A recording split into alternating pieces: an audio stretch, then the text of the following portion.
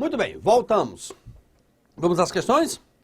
A Constituição do Estado pode estabelecer norma que condiciona a reforma de seu texto, a aprovação do projeto de reforma por 4/5 da totalidade dos membros, 4/5 da totalidade dos membros, integrantes da Assembleia Legislativa. Acompanhe comigo aqui. Qual o quórum para a aprovação de uma emenda segundo a Constituição Federal? Para emendas à Constituição Federal. Professor Zé, não estudei esse assunto ainda. Ok. O quórum exigido é de 3/5. Ou seja, por 3/5 você aprova uma emenda à Constituição Federal. E aqui ele está falando de quem? Voltem comigo aqui. A Constituição do Estado. A Constituição Federal diz qual é o quórum de aprovação de uma emenda da Constituição Estadual? Não, não diz. Só fala dela própria, ou seja, da própria Constituição Federal. E aí, professor Zé, como é que eu resolvo isso? Bem, a teoria constitucional nos dá soluções. Existe o princípio da simetria, em que diz que o processo legislativo da esfera federal deve ser transportado para a esfera estadual, no que lhe for cabível. Na esfera federal, é em 2 turnos, por 3/5. Na esfera estadual, tem que ser 3/5. Ou seja, tem que seguir o modelo federal. Não é em 2 turnos, porque, por motivo óbvio. Desculpa, 2 turnos não, nas 2 casas, não é isso? Não é nas 2 casas como é na esfera federal, porque só tem uma casa na esfera estadual. Na esfera estadual é Assembleia Legislativa. Na esfera federal, Câmara e Senado. Então vejam, a Constituição diz que para alterar a Constituição Federal é necessário 3/5 em 2 turnos e nas 2 casas. Já na Constituição Estadual vai obrigatoriamente, pelo princípio da simetria, dizer o quê? Vai ser em 2 turnos, por maioria de 3/5. Mas, obviamente, não precisa ser nas 2 casas, porque uma casa só é que tem. Então, está errado porque impôs 4/5 da totalidade. Errado, portanto. Compete aos municípios a criação, a organização e a supressão de distritos. Certíssimo. Nesses 3 casos, devem ser observadas as orientações constantes da lei do município correspondente. Errado! A Constituição, no artigo 28 em diante, especifica que, para que isso aconteça, a criação dos distritos está prevista no artigo 30. Tá ok? O artigo 30 diz que compete ao município a criação de distritos. O que são distritos, velho? O município X tem aquelas vilas. Cada vila daquela é denominado pela lei local de um distrito. Distrito Vala Velha, distrito Rabo da Gata e por aí fora vai. Esses distritos são criados por leis locais, ou seja, dos municípios, claro, atento à lei do Estado e não do município. A respeito da organização do Estado e da intervenção do Estado no município, segundo a Constituição Federal, julgue os itens subsequentes. A instituição de regiões metropolitanas pelos Estados Federados dispensa a edição prévia de lei complementar federal diante da autonomia que lhes foi conferida. Certíssimo. Então, as regiões metropolitanas pelos estados depende, obviamente, só dos estados. Isso está lá no artigo 25, 26. A intervenção do Estado no município é possível, tem caráter excepcional. Ok, é excepcional. E é permitido nas hipóteses previstas na Constituição, certo? Lá no artigo 34 e 35, mais especificamente no artigo 35. E, eventualmente, em hipóteses estabelecidas na respectiva Constituição Estadual. Errado.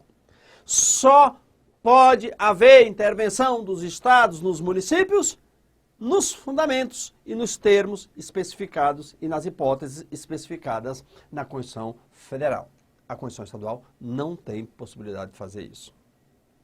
Então, errado. 15. A respeito da organização do Estado brasileiro, assinale a opção correta. Os municípios não são considerados entes federativos autônomos. Errado.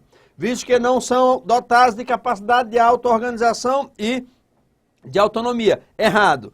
Errado quando diz que eles não são autônomos e errado quando diz que não são dotados de capacidade de auto-organização. São, sim, dotados de capacidade de auto-organização. Então, errado. Questão 15. 16. O Distrito Federal é a capital do país, já sabemos que isto é errado, que a capital do país é Brasília. O povo que tem mania de repetir a mesma coisa.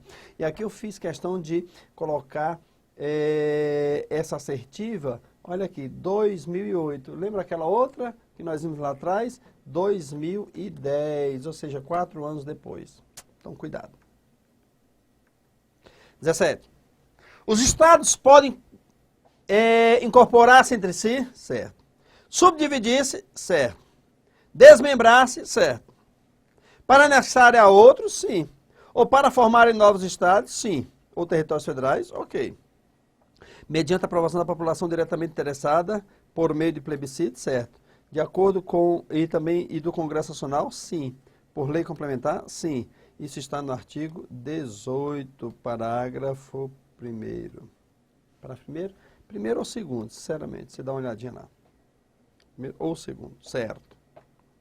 18. A criação, a incorporação, a fusão, desmembramento de município, far-se-ão por lei federal? Não, far-se-ão por lei estadual. E serão submetidos pela população diretamente interessada a referendo popular? Não, plebiscito. Isso aqui está no parágrafo 3º do artigo 18, ok? Então, errado. Errado, errado, errado, errado.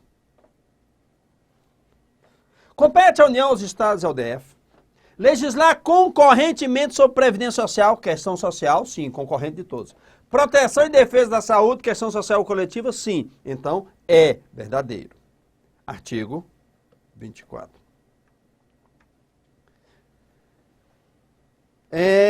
No âmbito da competência, aqui para marcar a correta, no âmbito da competência legislativa concorrente, que está previsto no artigo 24, que é de todos, é aquela questão social, sobrevindo lei federal que contenha normas gerais, ficará suspensa a eficácia de lei estadual preexistente no que for contrário à lei federal. Aqui, meus amigos e minhas amigas, eu vou, antes de responder a questão, nós vamos aqui fazer um esboço desse questionamento para vocês entenderem de forma absolutamente completa. Então, vamos lá? Vamos lá. Isso está previsto nos parágrafos 1º, 2º, 3º, 4º do artigo 24. Vejam, competência privativa não resta dúvida, é a União legislando sozinha. Então não precisa detalhar mais, é a União que sozinha legisla. E depois nós vamos ver um detalhe sobre um questionamento em que alguém pode legislar no lugar da União desde que ela deixe na competência privativa, mas isso veremos depois. A competência concorrente aqui demanda um cuidado maior e por isso é o que mais cai em prova. Na competência concorrente significa que a União, Estados e DF legislam. Você concorda comigo que União, Estados e DF legislando pode dar confusão? Pode, ele imagina. Por exemplo, matéria de competência concorrente da União, Estados e DF, legislar sobre direito tributário. Imagina a confusão. Percebeu? Muito bem. Exatamente para evitar confusão, foi que o artigo 24, parágrafos 1º, 2º, 3º e 4º, esses parágrafos especificaram como vai se dar essa legislação concorrente. E diz, no parágrafo 1º, diz que competência concorrente significa o quê? A União fazendo as normas gerais. Normas gerais. Os estados, quando eu falo estado, gente, leia-se também DF, tá? Fazem as normas específicas, ok? Por exemplo, direito tributário. Competência geral da competência para estabelecer normas gerais é da União. Por exemplo, se você pegar o Código Tributário Nacional, lá tem uma parte geral e a parte específica. Por exemplo, ICMS. Quem é que legisla sobre ICMS? É o Estado, porque é um tributo, um imposto da competência do Estado. Já, quem é que define o que é fato gerador, qual é a base de cálculo do ICMS, as regras das bases de cálculo? Aí é uma norma federal, ou seja, a norma geral da União. Então, as normas gerais de direito tributário é da União. As normas específicas vai ser de cada um dos encarregados de arrecadar. No caso do nosso exemplo do ICMS, é do Estado. Então, norma geral. Então, na concorrente significa o quê? Todo mundo bagunçadamente? Não. Na concorrente significa norma geral, União. A norma específica é do Estado. Ok? Orçamento é competência concorrente. Mas quem faz orçamento do Estado? O próprio Estado. Com base em quê? Nas normas gerais da União. Então, esse Estado, na hora de fazer uma lei, no exercício da sua competência concorrente, ele tem que olhar e atentar-se para as normas gerais da União. Muito bem. Tem também, no parágrafo 2º, a competência, aliás, no parágrafo 3º, a competência suplementar. Suplementar. O que é a competência suplementar? A União faz as normas gerais. E os estados fazem as normas específicas, gerais. Ok? Só que na competência suplementar, a União não fez as normas gerais tudo. Fez de forma incompleta. Aí o Estado vai fazer uma norma suplementar. O que o parágrafo 2º diz, aliás, é o parágrafo 3º, diz, é que a competência da União sobre normas gerais não exclui a competência suplementar dos Estados nessa matéria.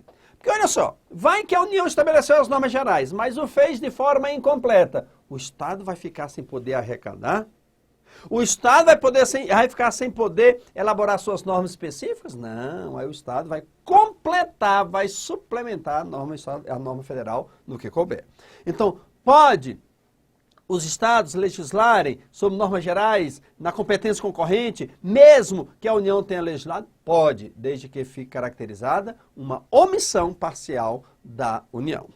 Tem também a competência legislativa plena, que decorre desses parágrafos aqui. Que é o quê? O parágrafo 2º do artigo 24 diz: na inexistência da lei federal da União, da lei geral, os estados exercitarão a competência legislativa plena. Então, na plena, as normas gerais são elaboradas pelo Estado e as normas específicas são elaboradas também pelo Estado. Mas qual é o detalhe, meus amigos, minhas amigas? O detalhe é que a União não fez nada. A grande diferença entre a competência legislativa suplementar e a plena é que na plena a União não fez nada de norma geral. E na suplementar a União fez alguma coisa. Agora, cuidado. Eles vão colocar na prova que quando na competência privativa a União não estabelece as normas gerais, o Estado pode fazer o certo ou errado. Se você falou certo, errou, porque é errado. Por quê? Porque eu falei competência privativa. Na competência privativa não há essa substituição automática da União pelo Estado. Isso é na competência concorrente. Certo? Muito bem.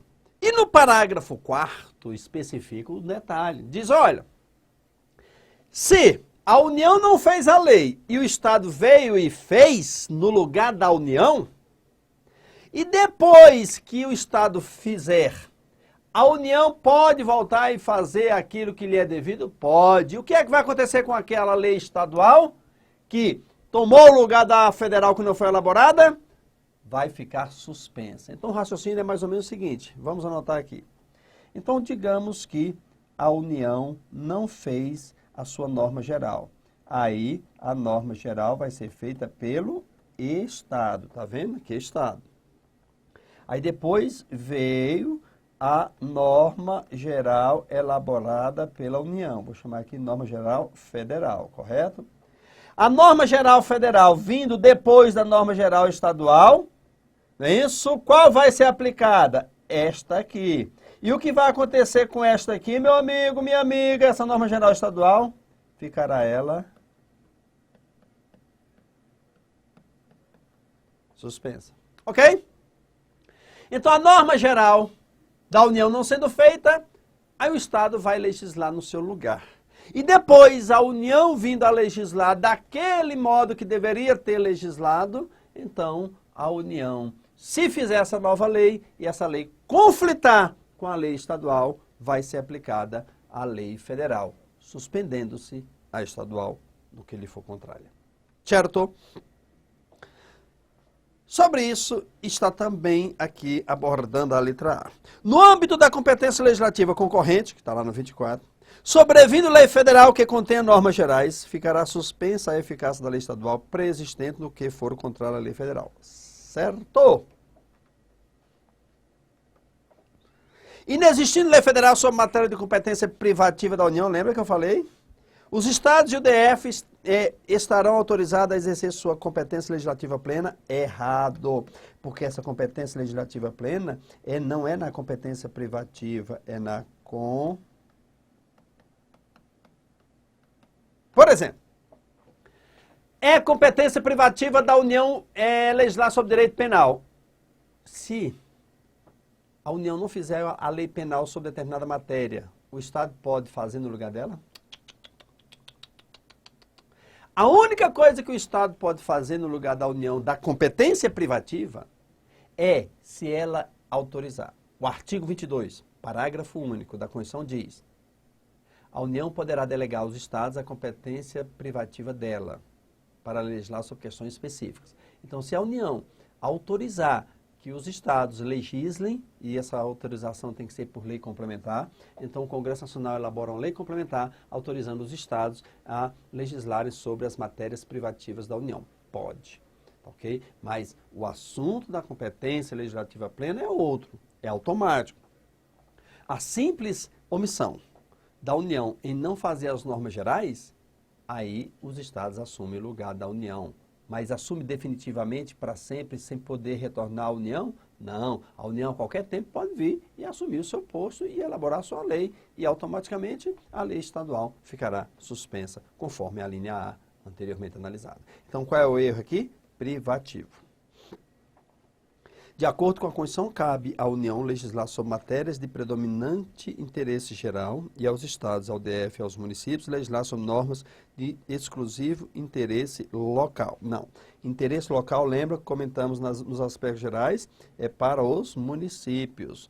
Aqui é interesse social coletivo, são interesses regionais. D. A competência da União em assuntos de sua atribuição privativa pode ser delegada aos Estados, ao DF e aos municípios mediante lei ordinária? Errada. Artigo 22, parágrafo único. Por quê? A competência da União em assuntos de sua competência privativa podem ser delegadas aos Estados? Sim. Podem ser delegadas ao DF? Sim. Podem ser delegadas aos municípios? Não. Mediante lei ordinária? Não. Lei complementar. Acabamos de comentar isso. Ok. Errada, portanto. A competência legislativa concorrente é aquela do 24. É aquela em que a União, os Estados, o DF e os municípios, não lembro que chamamos a atenção de que o município não participa da competência concorrente? Podem legislar livremente sobre as matérias estabelecidas na Constituição? Livremente também não. Há dois erros. Mesmo que eles não tivessem colocado os municípios, errada permaneceria. Porque não é livremente. Na competência concorrente, só relembrando, União faz normas gerais. Estados, normas específicas. Lembra? Então não é livremente. A União não pode fazer normas específicas em nenhuma hipótese. Nem isso da competência do Estado. Então, gabarito letra A, como nós já havíamos anunciado lá atrás. 22. Compete à União organizar e manter o Poder Judiciário, o Ministério Público e a Defensoria Pública do DF e dos ex-territórios do Amapá e Roraima. Errado. Tá ok? Errado por quê? Compete à União organizar e manter o Poder Judiciário, o Ministério Público do DF? Sim. Manter a Defensoria Pública do DF? Não. Manter o Ministério Público, o Poder Judiciário e a Defensoria Pública dos ex-territórios do Amapá e Roraima? Não, aqui está fora, tá ok? E Defensoria Pública em relação ao DF está fora. No DF, o Poder Judiciário e o Ministério Público são mantidos e organizados pela União. Já a Defensoria Pública já foi mantida pela União, aqui lá no DF, mas posteriormente uma emenda à Constituição alterou essa regra e ficou apenas Poder Judiciário, Ministério Público, mantidos e organizados pela União. Defensoria Pública do DF não é mantido e organizado mais pela União. 23. É vedado aos Estados-membros da República incorporar-se entre si. Errado, errado, errado. Mas não pare por aí. Por quê? Porque está errado até aqui. Isso vai que ele conserta depois, lembram? Ou desmembrar-se para se anexar a outros, sim. Ou ainda formarem novos estados ou territórios. Então, errado mesmo. Ele não corrigiu, porque ele poderia começar de jeito e dizer isso está errado. Aí seria certo. Errado. 24. Considere que determinado estado da federação tenha obtido aprovação tanto de sua população diretamente interessada por meio de plebiscito, como do Congresso Nacional por meio de lei complementar, para se desmembrar em 2 estados distintos. Ok. Nesse caso, foi cumprida a exigência imposta pela Constituição para incorporação, subdivisão, desmembramento ou formação de novos estados ou territórios federais. Tranquilo, perfeito, já vimos uma questão parecida com essa. O Estado federado nos moldes do brasileiro é caracterizado pelo modelo de descentralização política. Ok. A partir da repartição constitucional de competências entre entidades federativas autônomas que o integram, certo? Em um vínculo indissolúvel, certo? Formando uma unidade, certo? O Estado brasileiro é uma unidade, com essas características aqui arroladas. A Constituição admite a incorporação, a subdivisão ou desmembramento de estados? Certo. Tranquilo, artigo 18. A União e os municípios integram a organização político-administrativa da República Federativa do Brasil? Certíssimo. Professor, calma aí. A organização político-administrativa, professor Zélio, do Brasil não é a União, Estados, DF, municípios? É, está lá no artigo 18. Logo na cabeça do artigo, que nós denominamos de caput. Mas aqui, professor Zélio, falou a União e os municípios integram a organização político-administrativa. Está faltando Estado e DF. Mas você não tem jeito, hein? Candidato tem mania de inventar. A União dos Estados, DF e municípios integram a organização política e administrativa do Brasil. Quando ele colocou a União e os municípios, ele colocou de propósito você pensar, está faltando Estado e Estado e DF. Está.